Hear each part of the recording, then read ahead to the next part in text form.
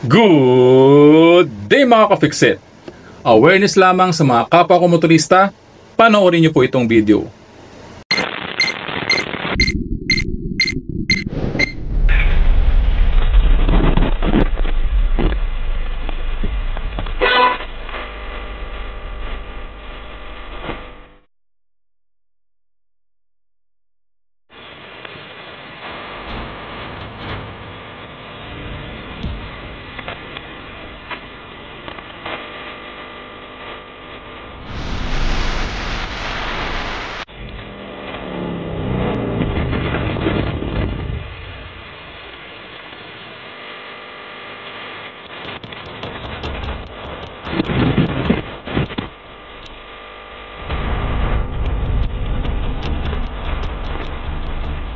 So kung mapapansin niyo po sa video na ito, 5 tao ang naglalakad ng magkakahiwalay at hindi niyo po mapapansin na sila ay isang organisadong grupo ng mga kawatan. So kung mapapansin niyo sa video, meron pong pumaparada na motorista at nakahanap sila at nakatsyempo sila ng mabibiktima. So sa 5 tao nito, lagi pong merong trigger or meron pong trigger man. Siya po yung kukuha ng gamit ng taong pumaparada. So in this case, yung taong naka-stripe, siya po yung kumuha ng gamit. At meron po yung pagpapasahan. So kahit mapapansin mo na kinuha yung gamit mo, pag in-approach mo yung tao na yun, hindi mo na makikita sa kanya yung gamit mo. Kasi naipasa na niya sa ibang tao. Tapos yung 3 kasama nila na babae, mga lookout po yan. Sila po yung tumitingin. Kung mapapansin niyo, pumwesto sa likod yung isa, sa harapan yung isa, at sa kabilang side ng sasakyan, yung isang babae. So sila yung magbibigay ng signal dun sa trigger man para kunin niya yung gamit. Kapag nalingat na or hindi na makikita nung may-ari ng sasakyan na binubuksan na pala yung passenger seat or yung passenger door ng kanyang sasakyan. So sa mga ganitong pagkakataon, maraming beses ko na rin nakita itong modus operandi nito, no? Hindi lamang sa mga sasakyan na pumaparada, kundi pati na rin sa mga establishments. So ganyan din po yung ginagawa nila. Nakita ko na rin po yan sa ibang video. At napapansin ko, pare-pareho po sila ng modus, no? Palagi may lookout, palagi may trigger man, palagi may pagpapasahan nung kanilang ninakaw na gamit. Okay? So sa mga ganitong modus operandi, mape-prevent naman po natin ito from happening kung alam po natin yung mga pwede nating gawin, no? So prevention is better than cure nga po, ika po nila. So, kapag tayo po ay pumaparada ng ating sasakyan, well, kung ano po kasi nakasanayan natin, kahit saan pa po tayo pumaparada, yun po yung gagawin natin. So, palagi po, kagaya po ng ginagawa ko sa aming sasakyan, which is sa Kia Sonet sa pagkakataon nito, at kahit pa yung dati namin sasakyan, si Mitsubishi Mirage, I always see it to a point na kapag pumarada po ako, no, kung wala man akong kasama, kasi kung meron kang kasama dun sa sasakyan, sa passenger seat, sa driver side, and sa likod, wala naman pong problema, may makakapansin o may makakakita.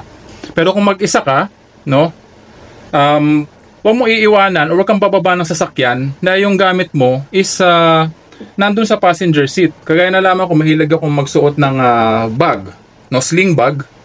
No, kasi minsan kapag nagmamaneho tayo, pag nakasuot sa atin yung sling bag, medyo abala yan sa pagmamaneho. So ang tendency, ilalagay mo yan sa passenger seat. Okay, so bago ako bumaba, ay make sure na sinusuot ko na yung sling bag. No, ganun po ako, lalong-lalo sa Mitsubishi Mirage namin na centralized lock. So, sa Kia Sonet po kasi namin, kagaya nito, yung susi po ng Sonet namin, no, meron po yung lock, no, and unlock. Yan. Lock and unlock button, kung mapapansin ninyo. Okay? Tapos meron po yung trunk opener. Ayan, sa baba. So, ang Kia Sonet po kasi, kapag bumaba po ako, tapos nilock ko lahat ng pinto, centralized lock, pwede kong buksan yung trunk sa likod na hindi mag-open yung mga lock ng iba pang mga doors.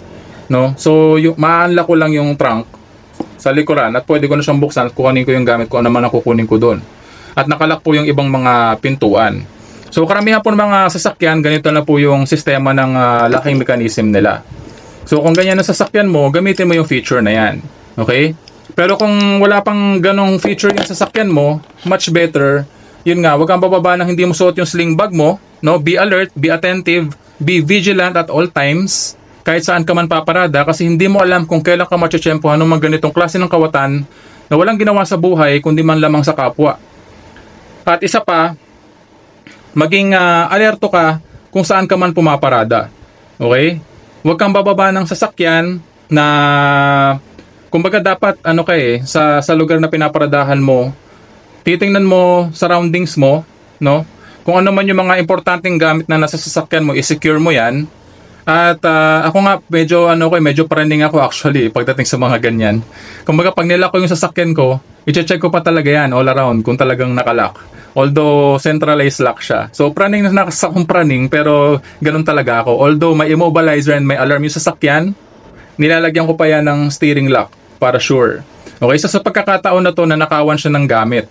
And dapat po sa mga pagkakataon na ganyan, isisigure po natin lagi, lalo na kung mag-isa tayo sa sasakyan, yung mga gamit natin. Lalong-lalo na bang mga bag na may mga laptops. So, wag kang bababa ng sasakyan na hindi mo yan dala. No? Wag mo iiwanan sa sasakyan yan. Kasi bukod sa mga ganitong klase ng kawatan, meron pa po yung mga nambabasag ng bintana at kukunin yung mga importanteng gamit sa loob ng iyong sasakyan. Okay? So, sa mga pagkakataon nito mga ka-fixit, wag po nating hayaan na mag-iiwan tayo ng importanteng gamit sa ating sasakyan kahit na saglit man lamang. Kasi itong mga kawatan na to, a few seconds lang, no? A split second lang, pwede ka nilang pagsamantalahan, no? Tsetsempohan lang nila, minsan nga sasalisihan ka lang yan lilituhin ka nung isa, no? Meron na rin ako nakita dyan, kunwari, nabangga siya ng isang motor, bababa yung driver para tignan yung bangga, yung pala may kasabwat na yung motor na yon na pupunta sa kabilang side at pag nanakawan yung sasakyan. So mag-ingat po tayo. Always be vigilant. Isipin po natin yung worst case scenario para hindi po yan mangyari sa atin mga ka-fixit. So drive safe, ingat po palagi sa pagmamaneho, and be vigilant always. Salamat sa panonood at palaging tatandaan na walang sino man ang pinanganak na magaling. Kailangan natin na sapat na panahon at pagsasanay upang maging magaling tayo sa anumang bagay.